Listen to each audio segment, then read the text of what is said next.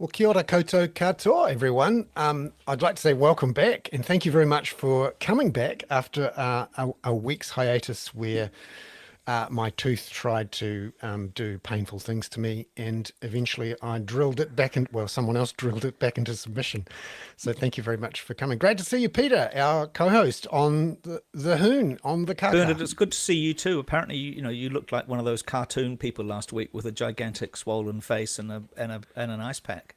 Did you see the Yes. story actually from Bristol this week of several thousand people, several hundred people queuing up to get access to a new NHS dentist? And one of Well, the big the problems in the UK at the moment is the sort of freelance dentistry where people are using pliers and fishing line in a door, as my dad did once with me, which I totally understood because it wasn't when I was 30. But anyway, there's some yeah. ugly scenes out there. I mean, this whole area of state provided, free at the Mm. point of access medical care is not working out terribly well in several countries, possibly including New Zealand. I don't know. That's right. NHS has always been an outlier in that they paid for that sort of dental care, and in New Zealand we don't, and it's become sadly an indicator of socioeconomic class and income, basically income and wealth. How many front teeth you've got, the older you get, and What, lucky you?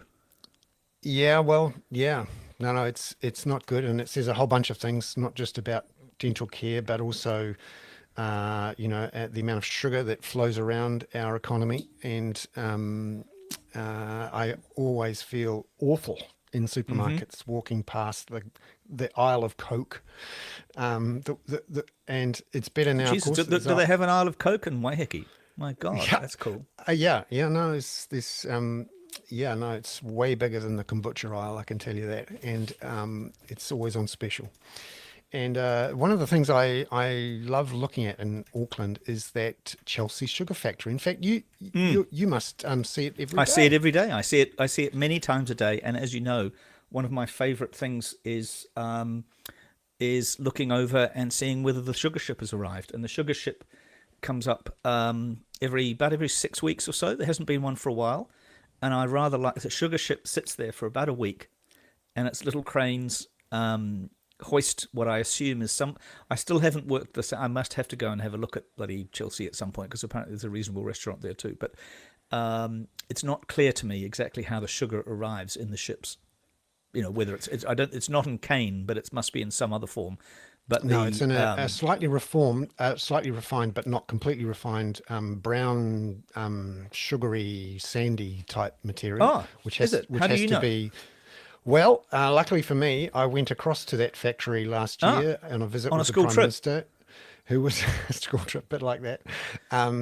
All of us press gallery journos trailing around behind the Prime Minister and the head of Chelsea Sugar, Mm-hmm. in which they announced a A sugar new. tax.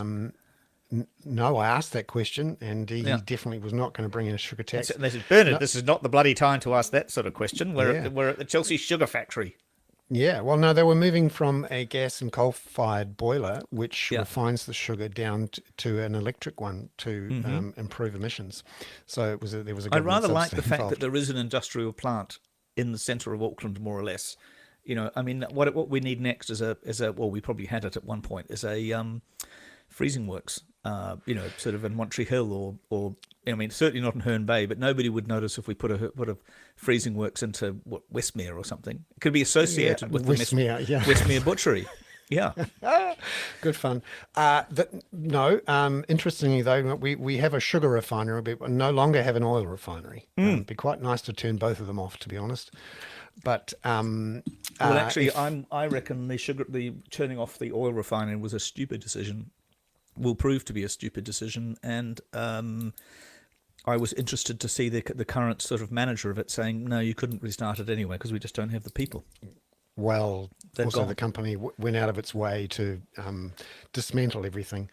And you're right. Shane Jones wants to bring it back, Yeah, and well, he's yeah. I launching an mind you, inquiry. I just looked at something Shane Jones was doing with. It was Corin Dan.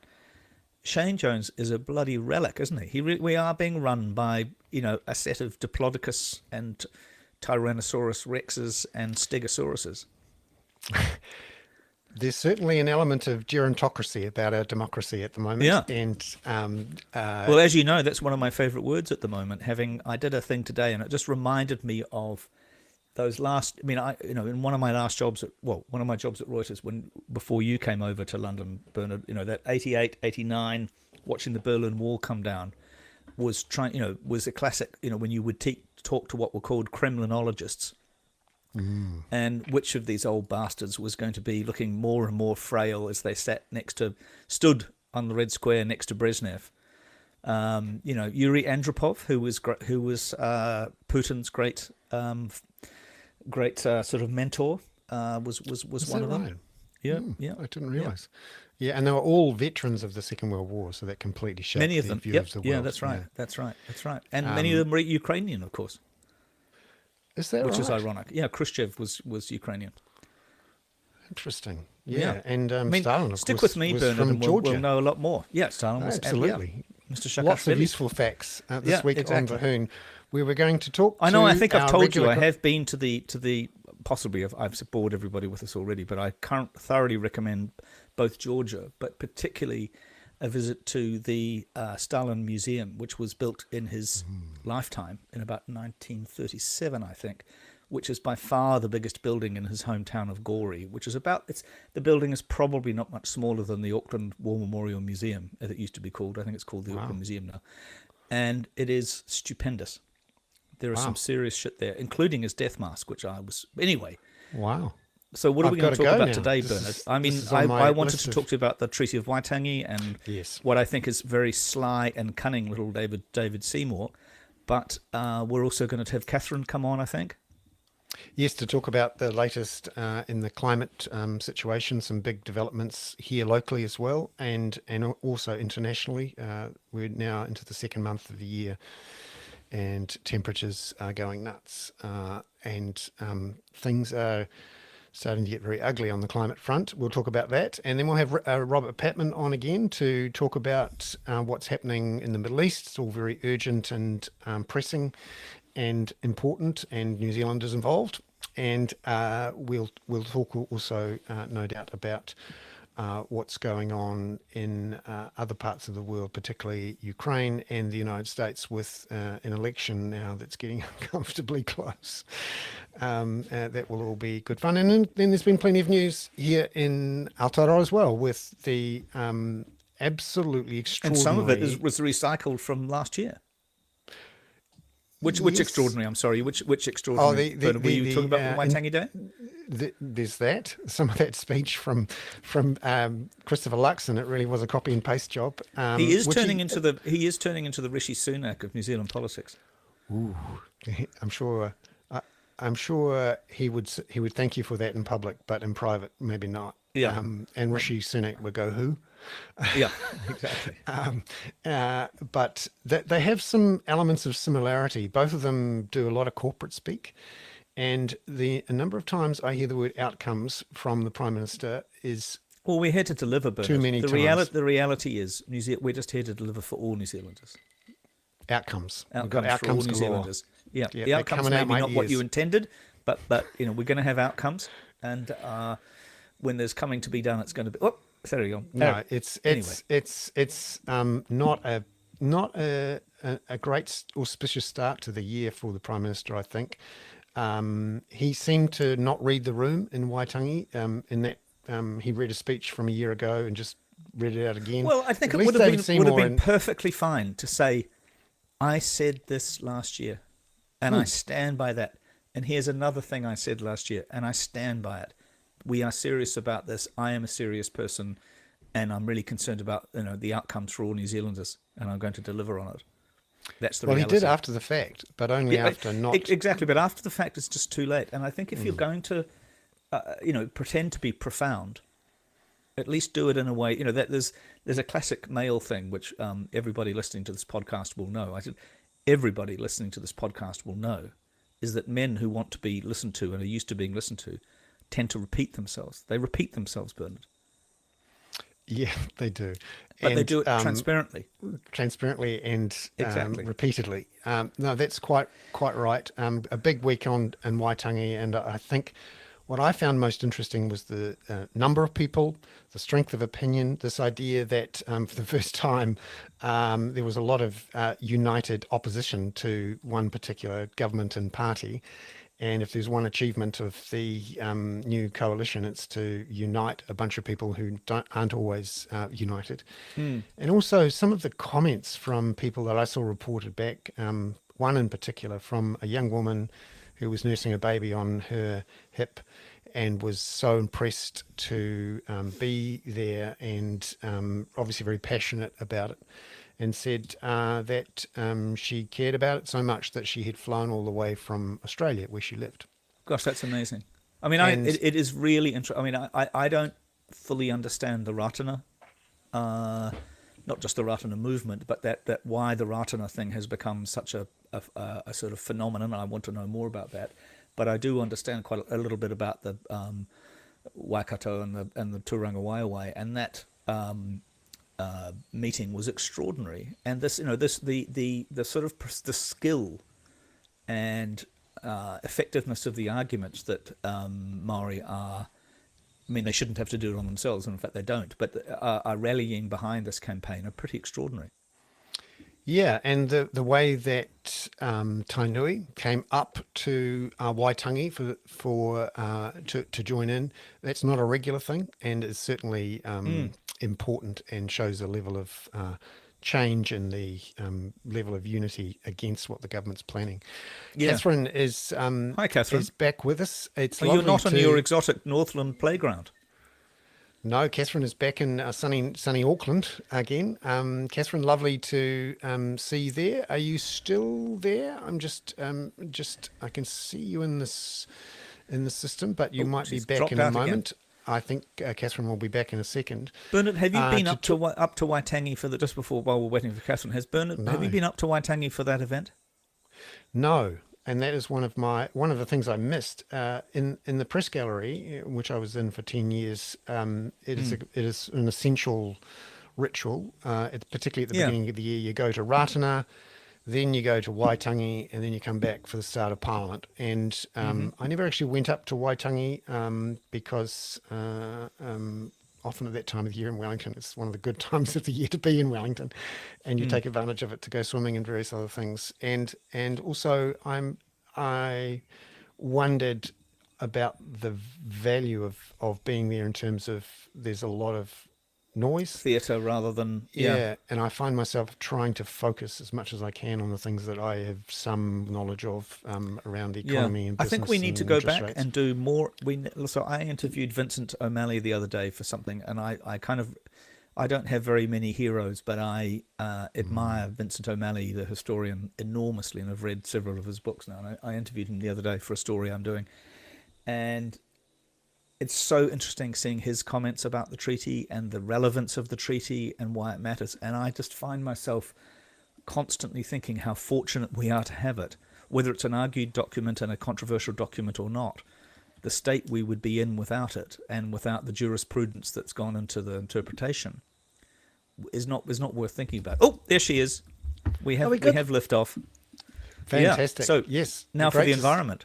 great to see you, Yeah. Catherine. And lots happening in the climate world in the last couple of weeks. Thank you for keeping an eye on it, and we'll be putting out your wrap up tomorrow.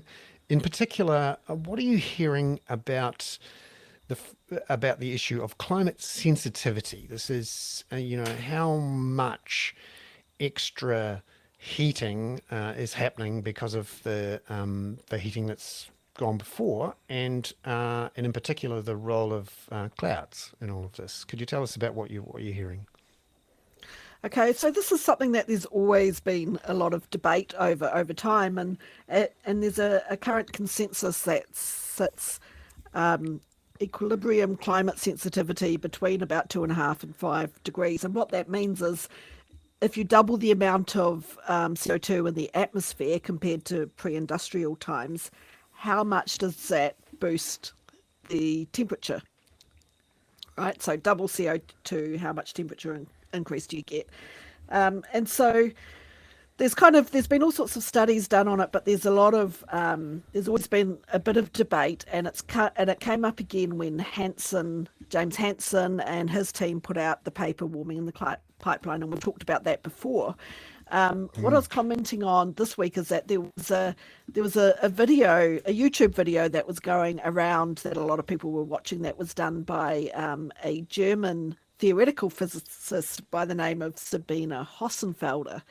And it was quite an interesting video. So she was looking at some of the evidence around challenges to climate sensitivity, the way some of the models have been running hot. So the IPCC scientists use a set of, combine a whole set of 50 to 60 different models in order to figure out what the temperature is doing in the future. So that it's a combination of a lot of different individual models. And about 10 of these have been running hot since about 2019. And the reason they've been running hot is because they were starting to add in new data about the way that clouds affect climate change. And up until 2019, we know that clouds can both add to heating and can also create cooling. So the cooling effect is because clouds will reflect energy from the sun back out into space. So that stops the sun's energy getting through, and that has a cooling effect. But they can also have a greenhouse effect by trapping heat underneath them. So reflecting energy back down to Earth that way. And up until 2019, the consensus was basically clouds are really complex. We know they have heating and cooling effects. Let's assume that they kind of cancel each other out, and we'll just leave them out of the models in the meantime. And after about a decade of different bits of research, they started to put some of the data from that research into the models, and this is what was causing some of the models to run hot. And what the scientists decided when they looked at that was, well, these hot models, they don't really replicate the historic record very well. The existing models do a better job of that, so they decided to weight the inclusion of those models in that combined set according to how well they replicated history or the paleoclimate record. And so the hot models got down weighted basically in the set. Gotcha. And so Hot Sabine models are something we Hossenfelder, can do with a lot more. Yeah. No. We've got too much hotness in the world, and I'm very interested in I feel like you've got in astray from the what- conversation, Peter. Yes, I'm very interested in the sensitivity of how much a doubling of carbon in the atmosphere creates, because this is actually really important in terms of all of the current models and consensus has sort of looked through these cloud effects, and by necessity, because it's uncertain, it's meant that the modeling has come up with relatively small increases in temperature. But what you're saying, Catherine, is that people are starting to look at this again and match it up with the current data and the previous data and going, I'm a little bit worried here, guys. It looks like it might get a lot hotter a lot faster than we first thought. Is that right? Yeah, so Sabine Hossenfelder, she's got her own channel on YouTube where she covers a lot of different science, and the channel's called Science Without the Gobbledygook, so she's trying to make it a bit simpler to understand. And so the video that was going around was just one where she was discussing these issues about climate change and about the cloud effect. So we'll include a link to that video. She does a really good job of explaining what's happening with the science and why these discussions are happening. But she also starts to talk about, there's one particular model that is run by the UK Met Office, and that model is unique in that it can also look at short-term climate as well as the long-term climate. It can be adjusted and retooled to look at more short-term forecasts. And so that team, they were running one of the hot models, so that included some cloud data. It made their model run hot. They decided, rather than looking to see if their model worked versus the paleoclimate record, they decided to see whether this data worked in their short-term model. So would their data help them to make a better short-term forecast? So they looked at it from a 5-day forecast perspective, and they found that their cloud data improved their forecast in the short term.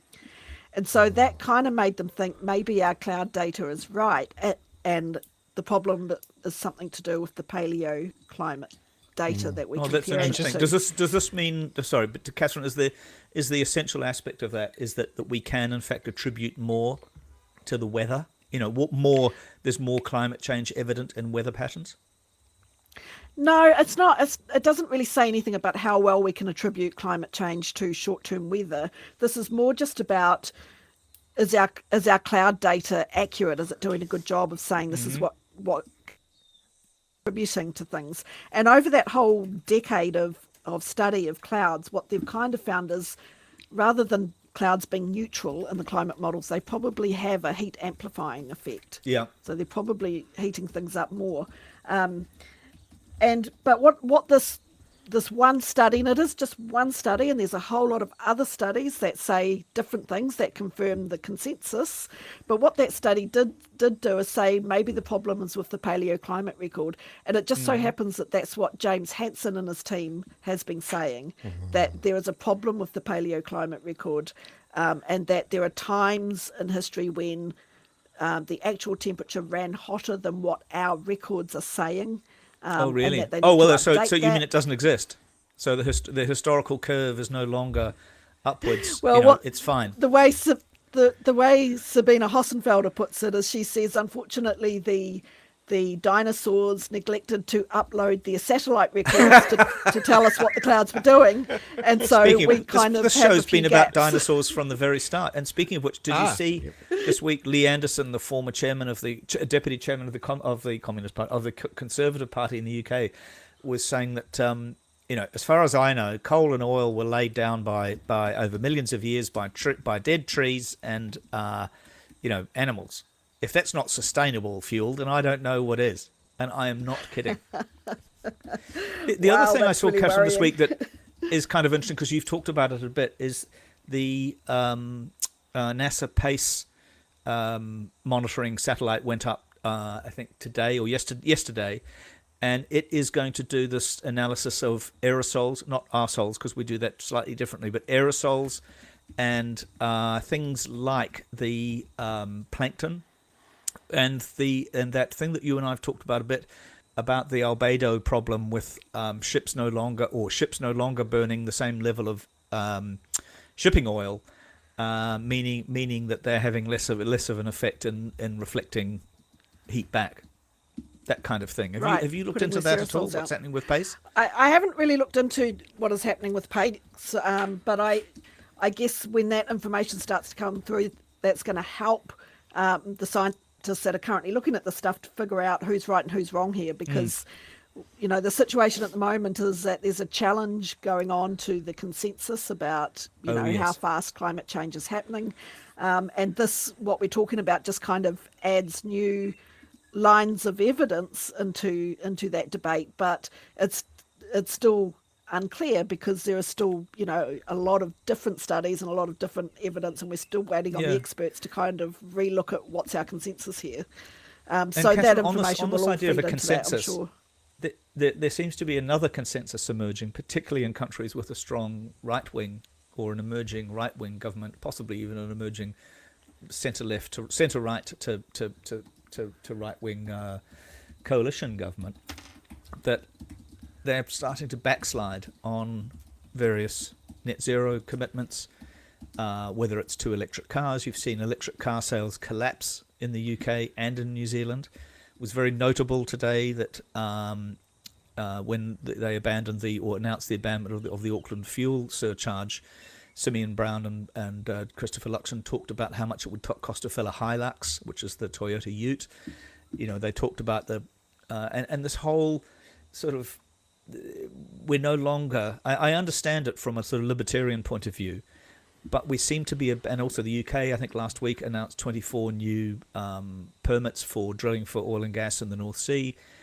There's a lot going on in that sort of politico-environmental area. Yeah, there's actually a really interesting analysis that was done on Climate Action Tracker, where they looked at whether there had been any advance since the Glasgow COP conference, whether there had been any advance on the pledges that countries have made, and whether it's got any further. And what they found is that things haven't moved at all for the last 3 years.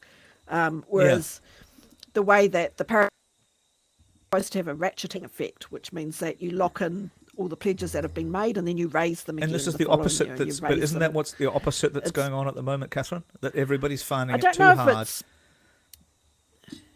Yeah, I mean, carry on. So far, those pledges are still in place. So people haven't actually officially said we're not going to meet our pledges. But there is some question marks about how that's, how that is looking for some countries. Some countries are looking like their pledges are going to be a little bit difficult to achieve, or they're running behind on them at the moment.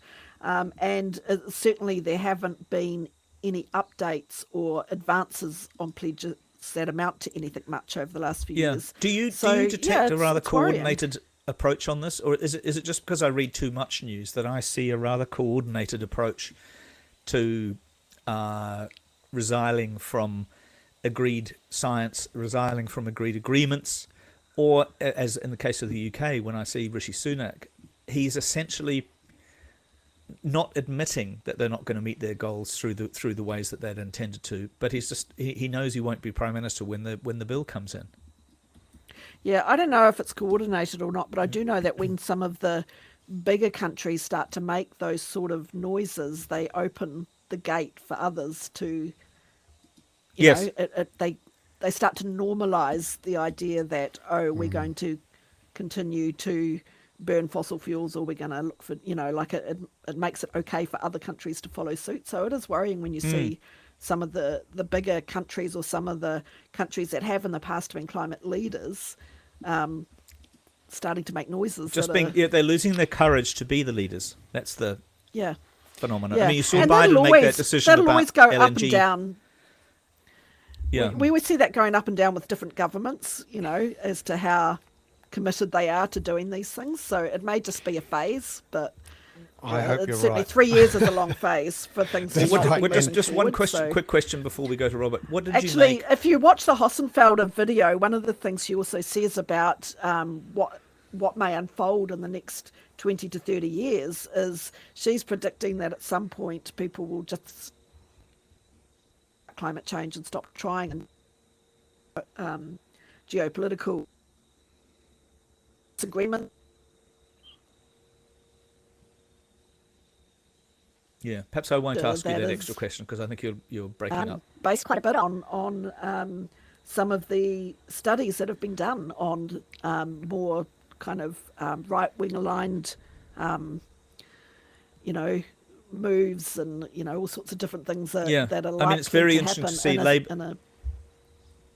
Labour in the UK today abandon its supposed $28 billion a year commitment to do the kinds of green things that the Inflation Reduction Act does in the United States, because they don't want to have a stick to beat them with.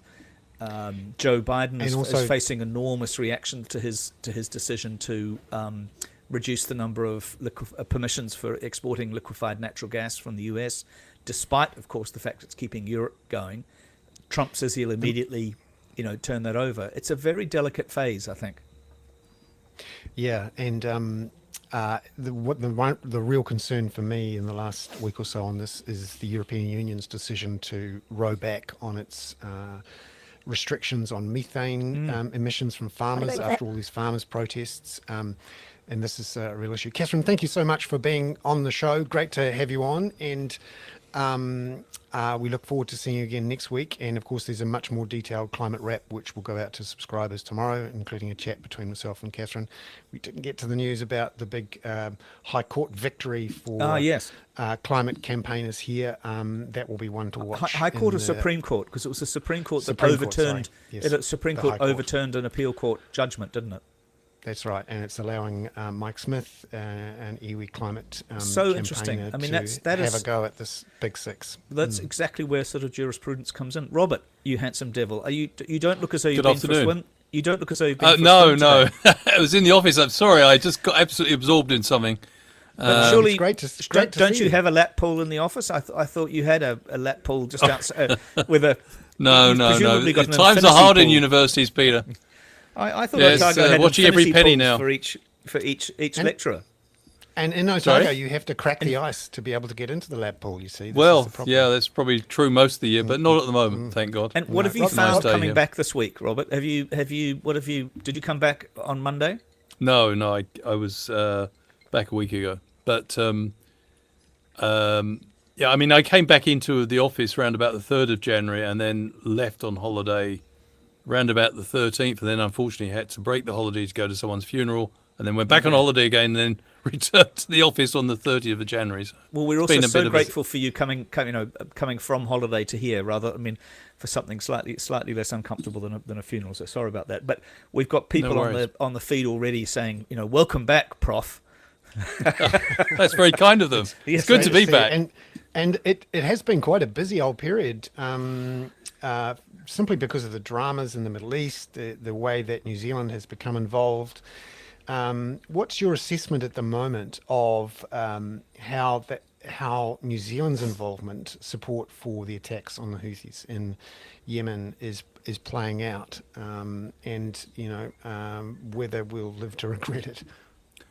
Well, it's a difficult one to judge, isn't it? But one of the things, there's two aspects to this. There's the practical aspect or the logistical aspect. To what extent will that small team of 6 NZDF personnel be at risk? Because so far, the UK-US strikes, or the US-UK strikes, in which we know that New Zealand supported in the last...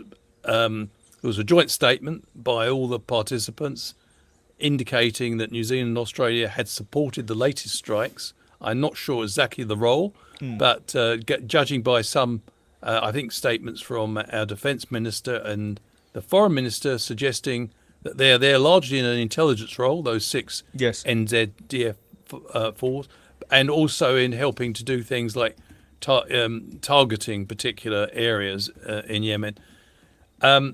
Where they're based, I'm not quite sure. We know they won't be going anywhere near Yemen. But so there is a risk that if this strategy of deterrence doesn't work, and there's no signs it is working, the Houthis actually seem to be relishing the US-UK strikes. Wouldn't you if you were a bunch of I was about to use a rather rude word there, but if you were a bunch of, let's say, ragtag rebels who have a lot of AK-47s and some fairly shitty-looking motorcycles, and are All you need is a Hilux. exactly, and a couple of Hiluxes, exactly, thanks to the Ute tanks. Yeah, but they they're are no now mugs. focus. They're no mugs when it comes to fighting. Exactly. I mean, and this is something else. They stood up to the 2 best air forces in the Middle East, which is the Saudi Air Force. Yep. 2 of the best, not the 2 best. Yep. I think Israel probably has a bit of an edge there. And also the UAE. Supported by the United States, the Houthis withstood that sort of pressure for two years and gradually edged forward, so with the support of Iran. So there is if this strategy doesn't work, if it doesn't deter the Houthis, and that clearly that both the United States has said that's the point of these strikes, but to there's degrade. There's no sign, Robert, that it is deterring them in any way, shape, or form. is No. it?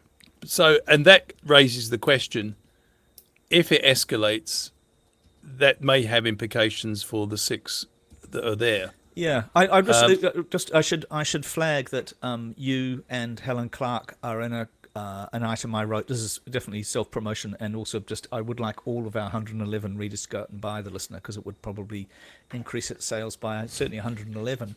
There is a piece coming out in tomorrow's Listener with you and Helen Clark quoted on this and discussing this with me, which is very, very kind of you to talk to me again. But those 6 people, it would appear, I mean, one of them, according to John Stevenson, an investigative journalist who worked with Nikki Hager on various things, is an SAS person who's apparently like relatively senior, but also we do apparently, based on work I've done previously about the New Zealand contribution to Ukraine, which has been both in Brussels at NATO headquarters, I think at High Wycombe at the RAF headquarters, and in this training role, it they are not sitting there changing toilet rolls when the busier people are going off to do other things, it would appear. If they're in targeting and they're in, target selection, I suspect target selection, would you say, would be a high likely area where they're going through the satellite and other imagery of the locations? Because, when you look at the Houthis and you think, what sort of command and control thing? It's probably some guy's house with a Starlink. But it's easy with all this high technology that we have, that the United States, the UK, and allied countries have at their disposal. We shouldn't underestimate their determination, the Houthis. And that takes me to a second point. There is, if the deterrence is not working and we're part of an escalating situation, that may be a concern for people in this country. But the second point is this looks like very selective concern about breaches of international law. Yeah. Of course, we have a legitimate and I think justified concern about illegal actions in the Red Sea. But we also have a legitimate and justified concern about breaches of law in Gaza. Yeah. And it's getting silly. By the way, the government's position, there's no linkage between them, strains credulity. Yeah, it's getting sillier and sillier. And I admit that when I interviewed you on this last week for the listener piece, I wasn't entirely bought into the Patman view on this about that few people are, unfortunately, or dichotomy. No, I support you to the hilt. But now I've seen this week, and I put them in my spin-off thing. The IDF is investigating the potential war crimes by Israeli soldiers, and there's an investigation going on into the killing of, I think, 12 hostages in a kibbutz, one of the kibbutzes on October the 7th, whether they were in fact killed by an Israeli tank shell.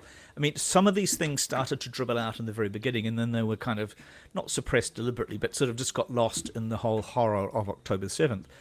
And then you've got this Hamas claim, or Gazan claim, reported so far as I can see only on Al Jazeera, of mass graves being discovered in Gaza of people in body bags being thrown in. I think the trouble is, once you start a conflict like this and you send young men and women in who can also continue to post to social media their deeds, which they're understandably proud of, except not understanding perhaps the ramifications of it, you start to see. I don't think this is evidence of genocide, or evidence. I'm sorry. This is behaviour that is unprofessional. The Israeli IDF forces have filmed themselves humiliating Palestinian civilians who've had nothing to do with the Hamas attack, and I'm talking about young children. Yeah, and we shouldn't lose sight of the fact that this is an international disgrace, this situation.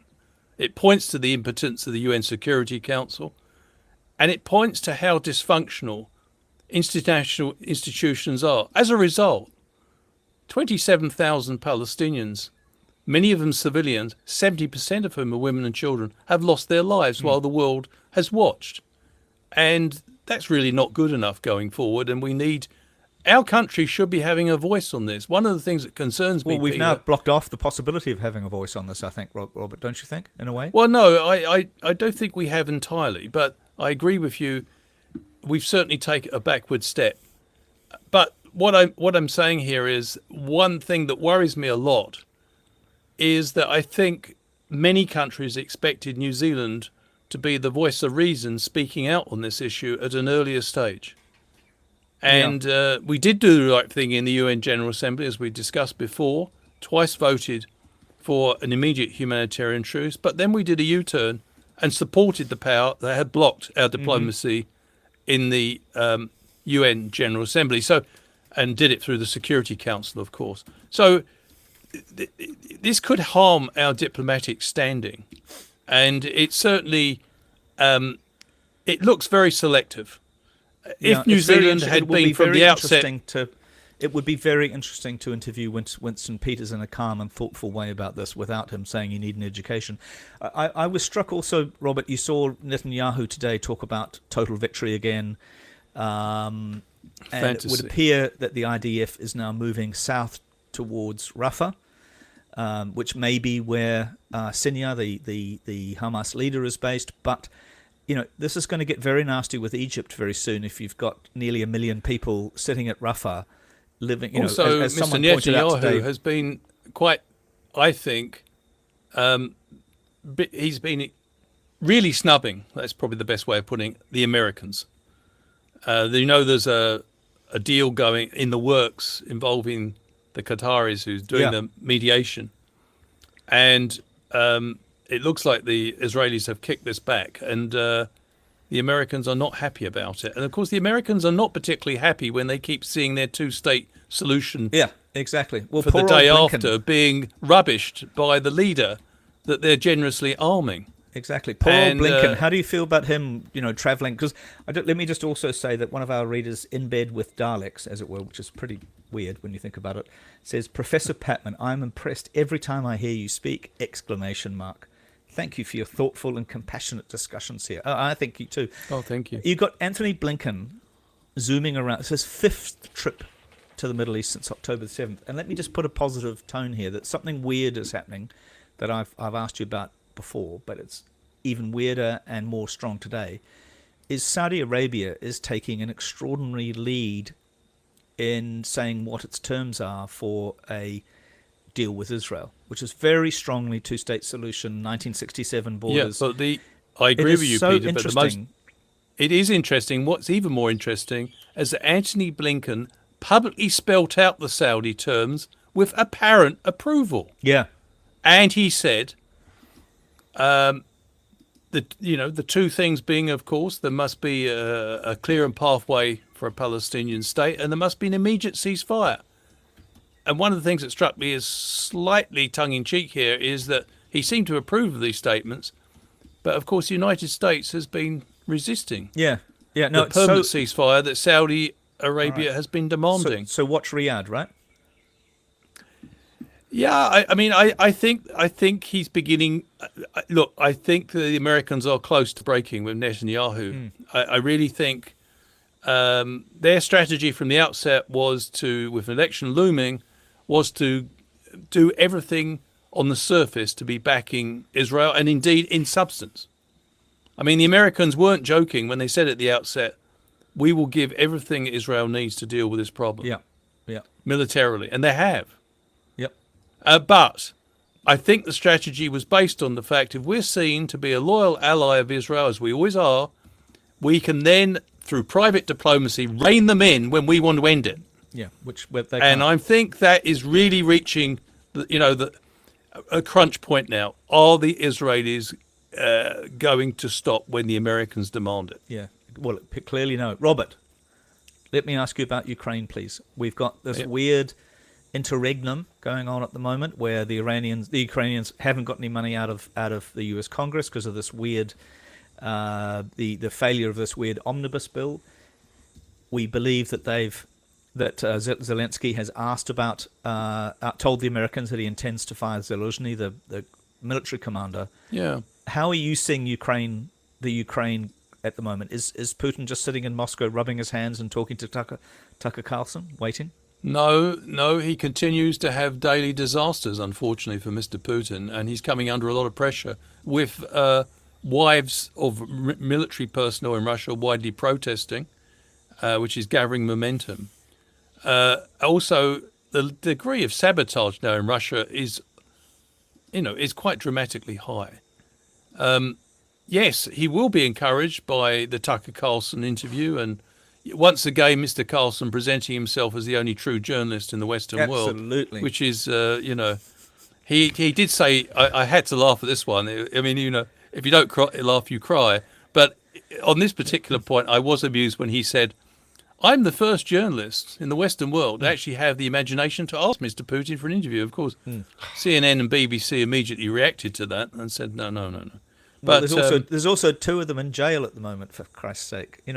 I mean, this is just—it's the most extraordinary thing. And the trouble is, we've become sort of self-serving media people on this.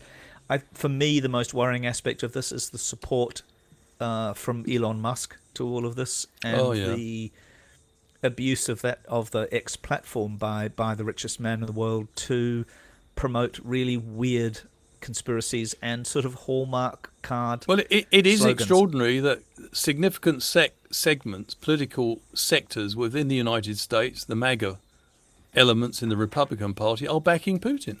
They are backing an outright invasion of a democracy, Yeah. which is absolutely extraordinary. And then there was Trump's, even by his standards, he surpassed himself recently when he said to an enthusiastic audience that he could assure them that Vladimir Putin, Xi Jinping, and Kim Jong-un are all very fine people. Very Absolutely. fine people. Yeah. It There is, So wouldn't be that tremendous endorsement. There wouldn't be a war if I was president. Yeah.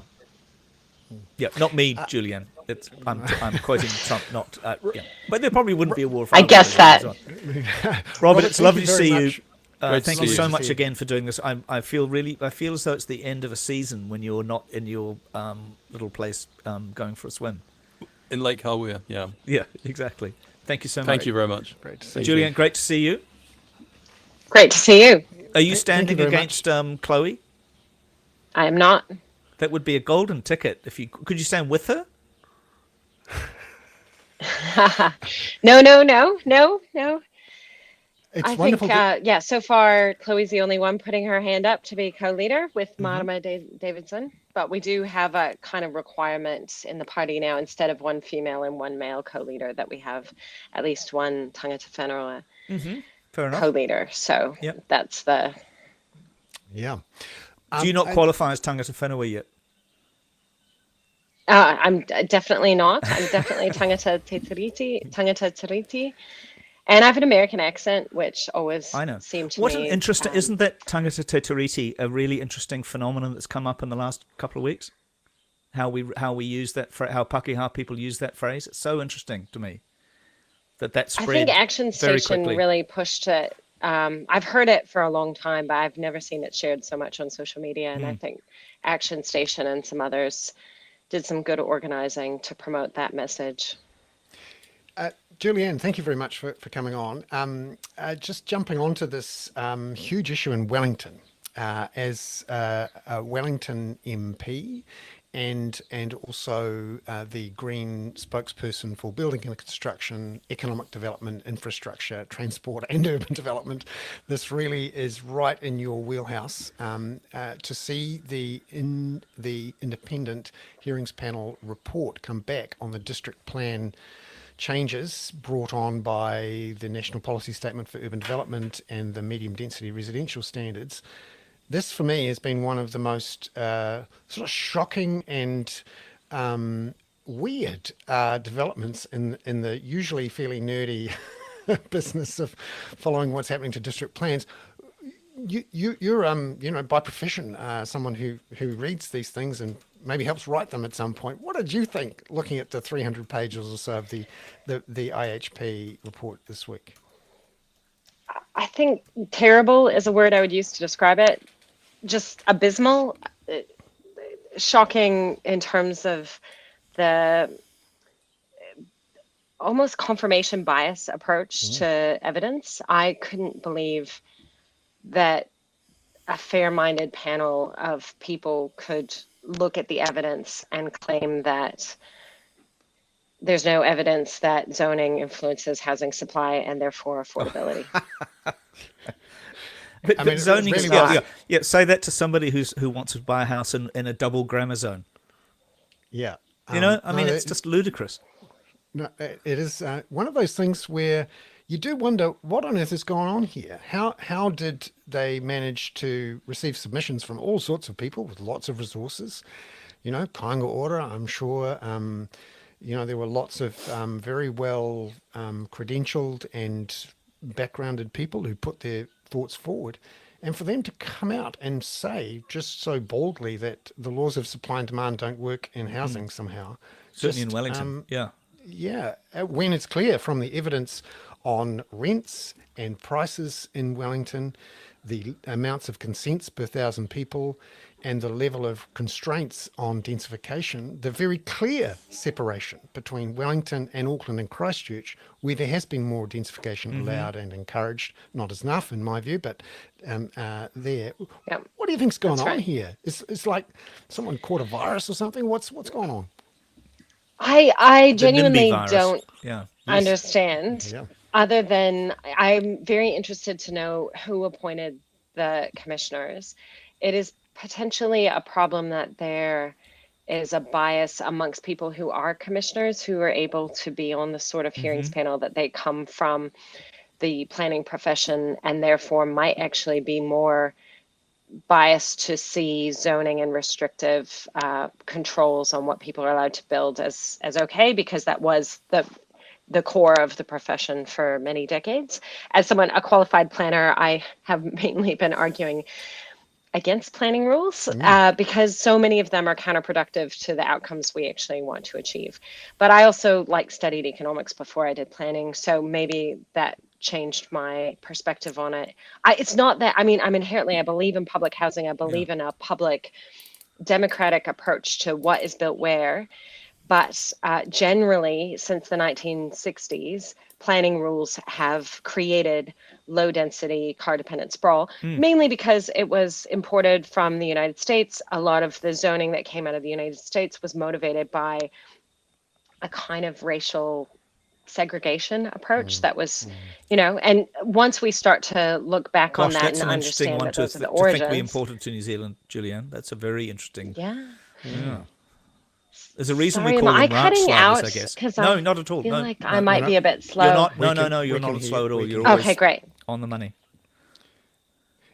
And I wondered, So Julie, did you see the comment that the independent hearings panel had said they could not accept or admit evidence that was referred to in a submission by someone from the Ministry of Housing and Urban Development, where they were referring to research that they had done themselves, but because the person speaking wasn't the person who'd done the research, somehow they couldn't admit that evidence? Yeah, yeah, extraordinary. yeah. So It's sorry, not very going to. bizarre. There was some really interesting sort of weird things that came out through the report. The idea, for example, that people couldn't use cycles in Wellington because they weren't very good at cycling back uphill.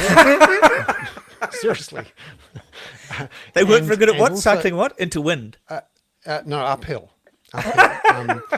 Sorry. But Rongotai already, before we had bike lanes, Rongotai, my electorate, had the fourth highest cycle journey to work mode share. That's from years ago. And it's not an And that's easy place to before cycle everyone to. started buying Yeah. e-bikes and before we got bike lanes.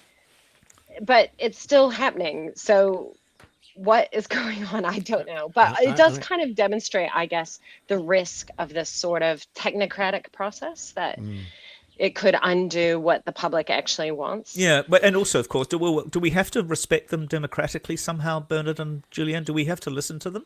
I mean, they presumably have.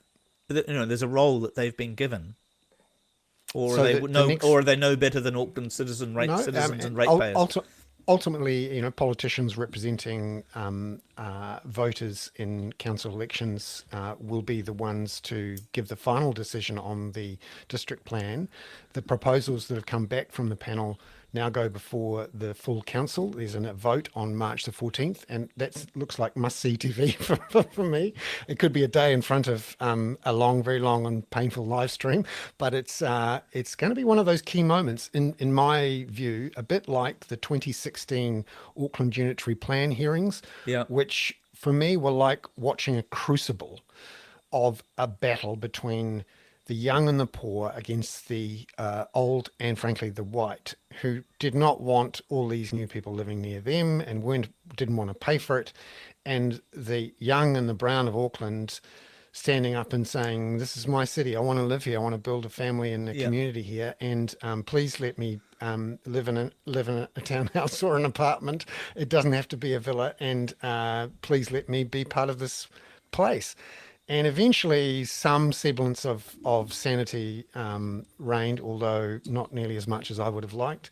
But it's very clear now that 2016 decision by the Auckland Council after the unitary plan process led to a large number of building consents. And it is true that the rents in Auckland fell relative to other cities during that period, and relative to incomes. It could have been worse.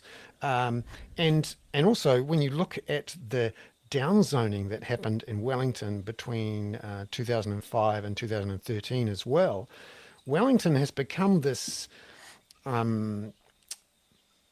place from the past where the people who run the show won't allow any buildings for young people and are quite happy to see young people crucified with rents they can't afford, and seem quite happy and perhaps surprised when they can't recruit anyone, and all the people that they've just trained up and employed are desperate to leave and go and live in Australia.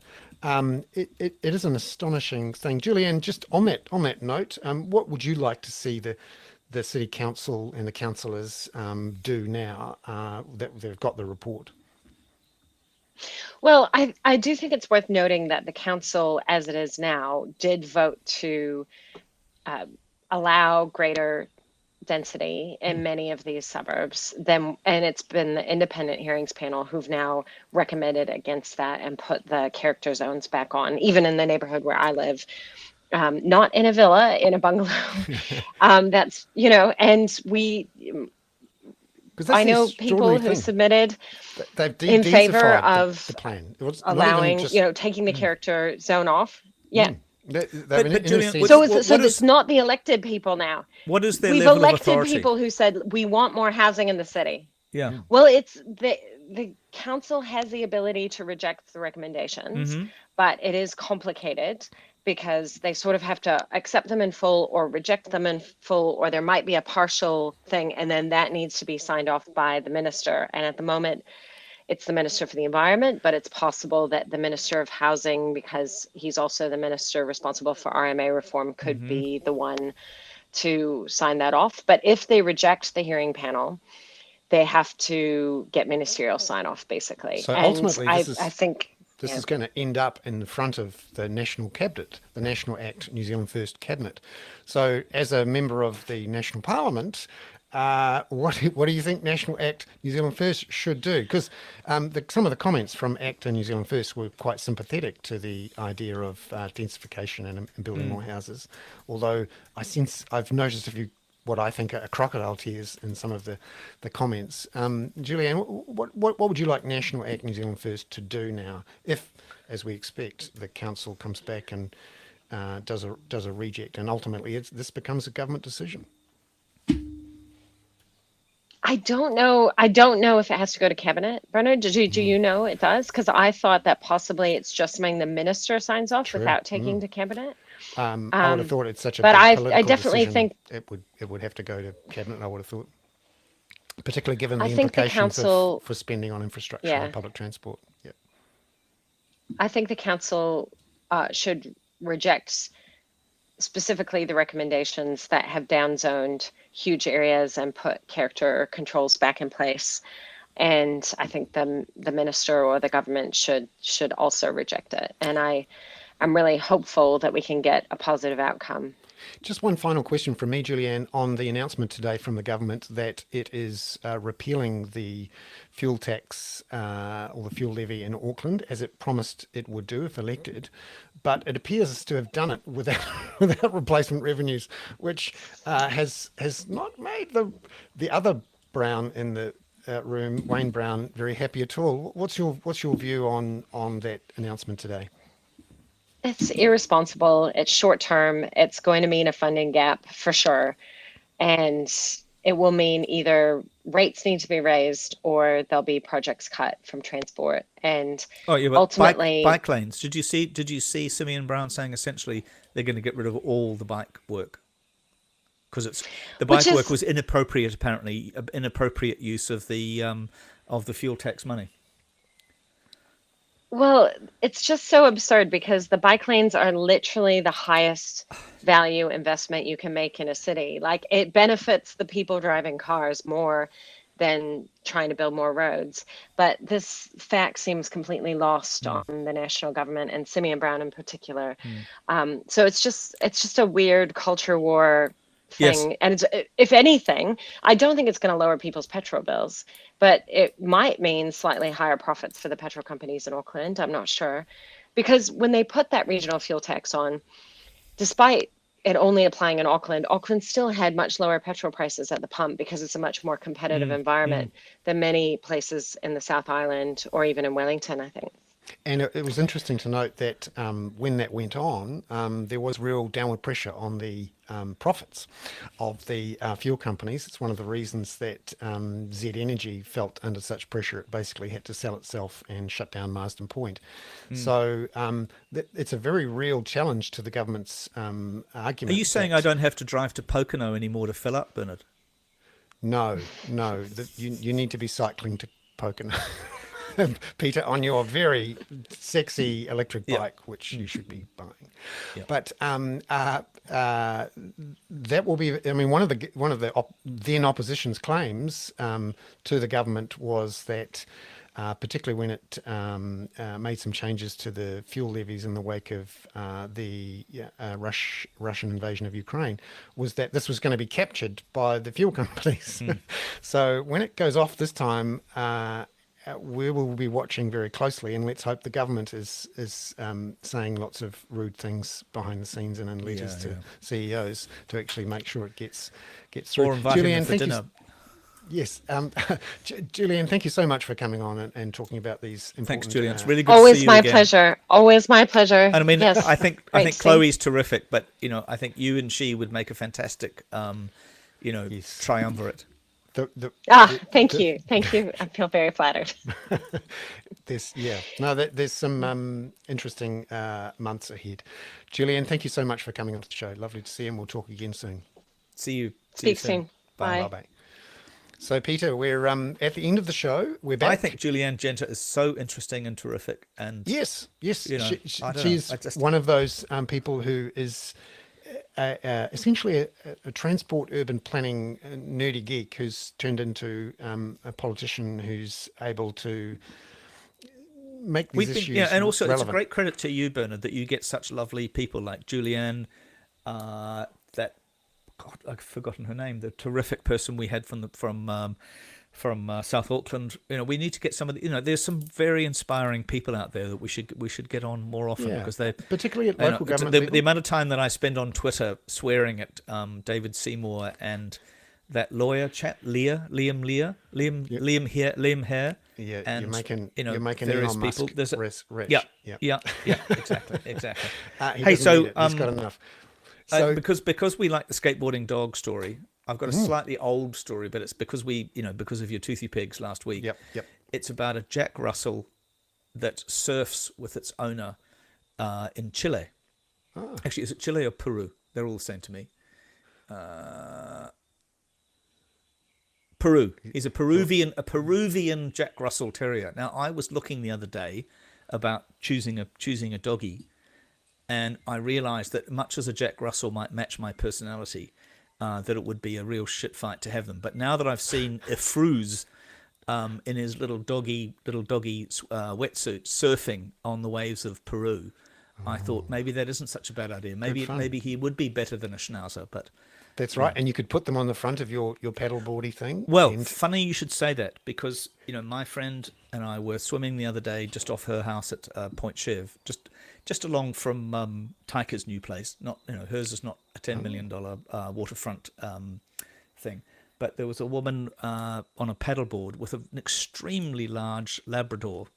It was a Labrador or a Retriever lying very languidly on the front of the paddleboard, and being quite happy to be paddled across Point Chev Beach. Yeah. No, that It sounds was lovely. like bliss. It was very, very. It did sound like bliss. And then I thought of my paddleboard, the 12-foot long pencil that I stupidly bought, where I can barely stay upright on it, let alone with a bloody. Mind you, if I had a Labrador straddled on it, maybe that would help.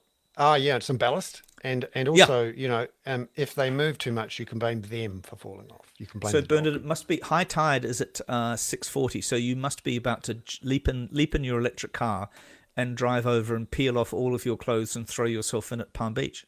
Yeah, there will be a big crowd. Thank you. Yeah, waiting. Yeah, exactly. All of the Hooners will be there. Bernard, thank you so much. I'm so glad you're back and that your toothy pigs are all right. And Yeah. thank you everybody for coming and participating. Wendy, I haven't found that link yet, but I don't quite know where you sent it to. But thank you so much, recorded everybody. version we send out. Yeah, that's great. And thanks to Ka Simon kite for anō, putting everyone. it together. Brilliant. Thank you. See ya. See you.